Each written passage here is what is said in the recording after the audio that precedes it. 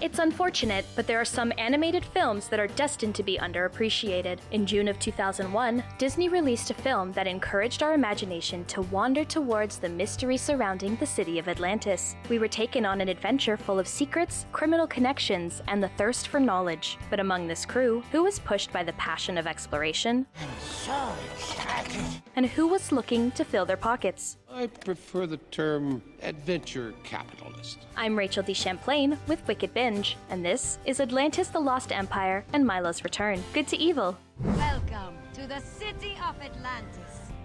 For this list, we'll be ranking based on heroic acts, camaraderie, and overall influence over those around them. As usual, we'll be starting with the most pure and noble character and working our way down. These characters are the good. Milo Thatch we're placing as most good. Inspired by his late grandfather, he was told tales of Atlantis growing up and made it his life's ambition to find the Shepherd's Journal. Where to begin with this guy? Though he's small and lanky, Milo stands by his convictions. He threatened to quit his job if not taken seriously, and never stopped pushing for the existence of Atlantis, even when everyone called him crazy. He eagerly accepted Preston Whitmore's offer to find the lost city using the journal, and though Milo was not given much faith, he still devoted his every waking moment to studying the book. He led the expedition to the lost city as he always dreamed, and was quick to befriend Kita. He was the one with the king in his last moments, and formed the plan to rally the remaining crew and the Atlantean citizens to save Kita and retrieve the crystal. We're gonna rescue the princess! We're gonna save Atlantis!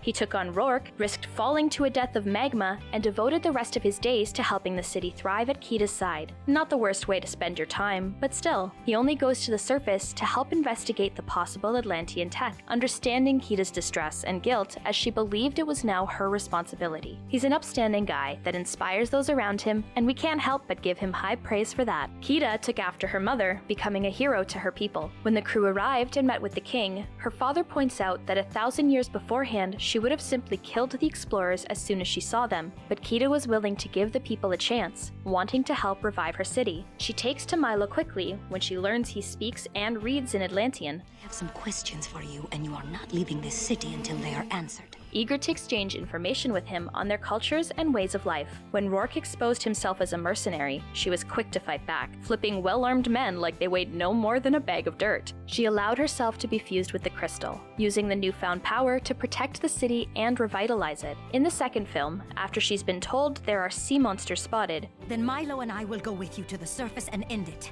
she takes up the responsibility to hunt them down, feeling it is her duty to defeat the machines her father had built to expand their borders thousands of years prior. The former queen we have to mention next. While we are guilty of making it a trend to have the tragic ends of animated mothers higher on our lists, we're placing this former ruler down a little bit farther since she didn't really have a choice in bonding with the crystal. As her husband stated, the crystal would take one of royal blood in times of crisis and need and wouldn't accept anyone else. What we can say for her is that she was a loving and protective mother, and clearly a loving wife, having the king's devotion long after her passing. The loss of her life was a huge influence on her daughter, and it was her voice that was used to call Kita to the crystal upon its discovery.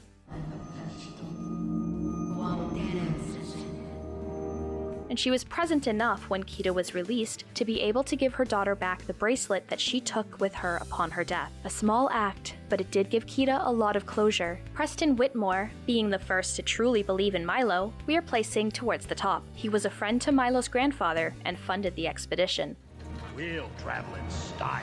taking care of all the loose ends so Milo could focus on pursuing his life's ambition. He commanded the respect from those around him and led the surviving crew members through their stories to avoid any press coverage. He saw Milo as a link between him and Thaddeus, a man who was fun to see on screen and who always kept his word. You hear that, Thatch? I'm going to the afterlife with a clear conscience, by thunder! And it was no surprise to see him have such an influence in the sequel. We're placing the Atlantean king next. Played by the legendary Leonard Nimoy, he was fiercely protective of his people. We do have him a bit lower on this ranking due to his pride and love for Kita getting in the way of saving his people from a slow extinction. Our way of life is preserved. He knew that the Great Crystal would claim Kita as it had his wife, and he couldn't bear to lose his only daughter. The love of my daughter is all I have left. But we can understand the difficult choice he was faced with. He did it to keep his people content, and reached out to Milo for help when things were beyond his control. Save Atlantis.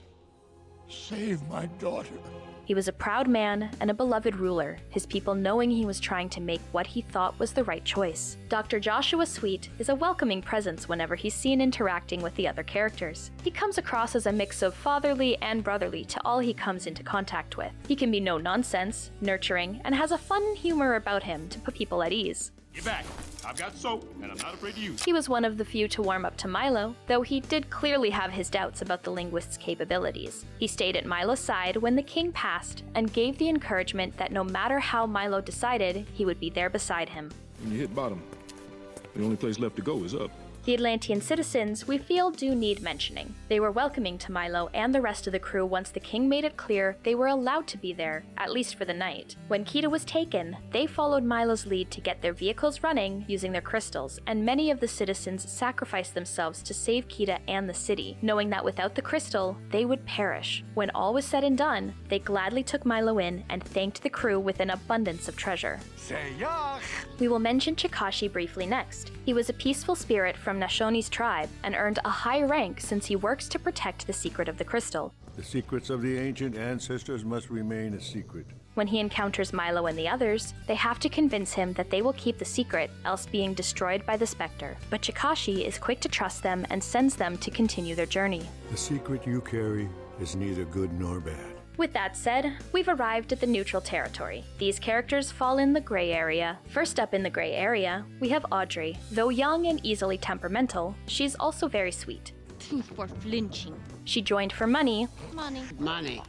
Money. I'm going to say money. Like the majority of the crew, so she could help make a better life for her and her family. She warmed up to Milo, being the first to stand at his side when he challenged Rourke. She appeared again in the second film to help take down any possible Atlantean technology gone haywire. It's said she was able to rise as chief mechanic for the expedition, not only for her known talent, but because her father had been a part of the original trip to find the Shepherd's Journal, allowing Preston to be able to find her. Moving on, Cookie, despite thinking the 4 basic food groups were bacon, beans, whiskey, and lard, is a good guy. He's not much of an influence as far as fighting goes, but he shows an attachment to the crew and treats them like family. He spoke of how he had a past in the cavalry, being tasked not only to cook in his day, but as a sharpshooter. In the Dakota, they can smell fear just by looking at you, so keep quiet. He wasn't just a man who felt cooking was his art. He was an experienced soldier that truly valued the connections made with the men and women you fought alongside. Saddle up, partners, bring jerky and ammo. It made his initial attachment to Milo and the others through the first film all the more meaningful when we learned he valued them as he did the first troop he worked with. Moliere is next on our list. His initial meeting with Milo was not a smooth one. But there's no doubt his skills are impressive. Being able to detect that Milo worked for a government institution, owned a cat, and was a linguist and a map maker just from a single grain of dirt from under his fingernail is past Sherlockian levels of insight. Vinny is often seen being playful with Moliere, helping to give Milo a rough time. He takes a sort of older brother role, even in the sequel. He takes pride in his work, but can be neglectful when it comes to taking certain precautions. Hey, I had nothing to do with it. Though he sided with Milo towards the end of the film, stating Kita and the crystal needed to stay in Atlantis, he makes a point of saying on all their jobs they agreed to, no one they knew of had been hurt by it. It says a lot for the loyalty towards the crew members he grows close to, but it implies that he remained detached. He would have continued on with following the plan and would have helped to take Kita and the crystal away. Next up, we have Mrs. Packard. Though a little jaded by life, she calls things as she sees them and is not easily intimidated. Even in the midst of fires, a sinking sub, Took his suitcase? Marge, honey, I don't think he's coming back. and a city on the verge of collapse, she's seen as the sturdy force always there to give her 2 cents. She doesn't influence the second film, but she stands with Milo and the others to defend Atlantis. A nice change considering she was predicting Milo would get them killed long before they even got to the city. We're all gonna die. We decided to rank Mr. Harcourt and the board together. I swear that young Tatch gets crazier every year. Now, while it'd be easy to say they were cruel enough to rank as evil, we are placing them in the latter part of our gray area. The board is quick to dismiss Milo's obsession with Atlantis, even moving meetings to times Milo was unable to meet in order to avoid the proposal. Mr. Harcourt was the one Milo directly worked under while with the institution. Finally, we've reached the dark side. These characters are the bad and the evil. First up, Ashton Carnaby was a featured villain in the second film. While Milo and the others were investigating the possibility of old Atlantean technology technology that might still pose a threat, they found Carnaby running a trading post. Oh, that's what I like to hear. Though he was formerly a comrade to Preston Whitmore, he became consumed with greed. Once he thought he could ransack an entire village of their old artifacts to sell, he tried to kill Team Atlantis by burying them alive with dynamite, but met his end, being turned into a sand coyote by Chikashi, and spending the rest of his existence serving the protector he tried to disregard. Volgod falls lower in the evil category. He's the one who struck the deal to have the Kraken take out cargo ships for supplies. In return, he promised the souls of the people in the town, with none of the citizens being able to leave. The town was plunged into an endless fog, and everyone lived in a constant fear due to Volgod's actions. He asked for immortal life. They say he made a deal with the devil to live forever. Always being a looming force of doom and gloom on the people he claimed he was protecting and providing for, until he was finally destroyed along with the Kraken. As we continue our descent, Helga St. Clair is next. I came down the chimney. Ho, ho, ho.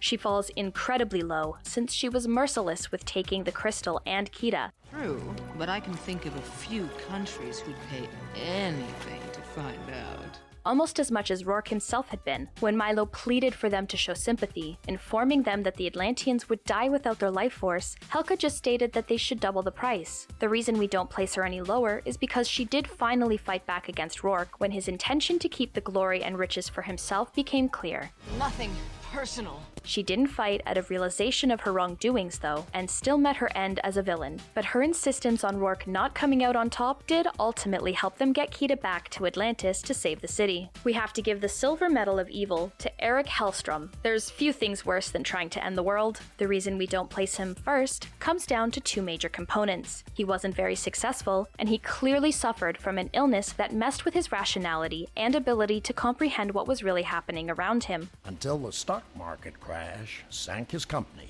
He lost his money, his power, and I think his mind.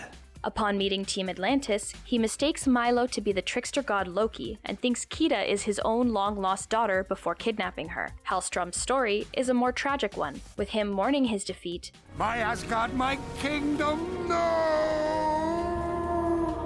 And presumably being taken to spend the rest of his days in a mental ward, which, Atlantis the Lost Empire, is meant to take place in 1914, and the events of the sequel are meant to be as recent, possibly even the same year. A mental health ward at that time would have been hell on earth that no one would ever wish to endure. We aren't saying this justifies the whole Ragnarok thing, but we do want to point out that an untreated delusion is the main reason he even committed those actions. Finally, it's likely no surprise that the gold medal of evil goes to Rourke. The Western fan and muscle in charge is marked as our most vile of the cast. Congratulations, you just won the solid gold Cupid doll. He comes off as a nice enough guy at first, though he makes it clear he doesn't have much patience for nonsense. On the journey, he does take up the task of leading a small ceremony to honor the men and women lost, and makes a point to keep their numbers up. But whether or not that was for appearance, or because he wasn't concerned about anyone turning on him at any point, was hard to say. He was aggravated when Milo stood up to him, and was further annoyed when members of the crew took the linguist's side.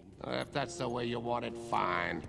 More for me. And fought against Rourke's plan. He was willing to not only doom an ancient city that was once thought to have been entirely wiped out, but he had no concern for any intentions people would have with the crystal. Rourke's only interest was selling to the highest bidder. Even when he was infected with the crystal's power and was slowly being consumed, he still attacked Milo, driven by pride and greed. It was a difficult death to watch, but when you consider that he had a merciful fate compared to the damage he was causing, it's hard to feel too bad for him. But what do you think? Who are the most good and evil in Atlantis the Lost Empire? Let us know in the comments section below. Don't forget to hit that notification bell and binge our Good to Evil playlist, where we break down the morality of the characters in your favorite cartoons, shows, and movies. But most importantly, stay wicked.